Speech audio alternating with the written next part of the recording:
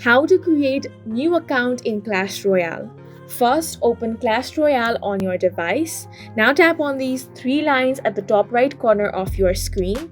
Before creating a new account, you have to make sure that your current account is connected with a Supercell ID. This will save the progress of your game. So if you haven't done that already, connect your current account with the Supercell ID. Now tap on Supercell ID. And once you do, you want to tap on the gear icon and this should open up your settings. Now tap on the log out button. Tap on confirm. Once you do, tap on play without Supercell ID.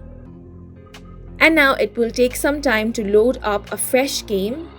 And over here, you can create your new account in Clash Royale. So you have to go through playing this game and then it's going to ask you to enter your username and your new account has been created. And that is it for this video. We hope you guys found it helpful. Please make sure to hit the like button and subscribe for more helpful tutorials.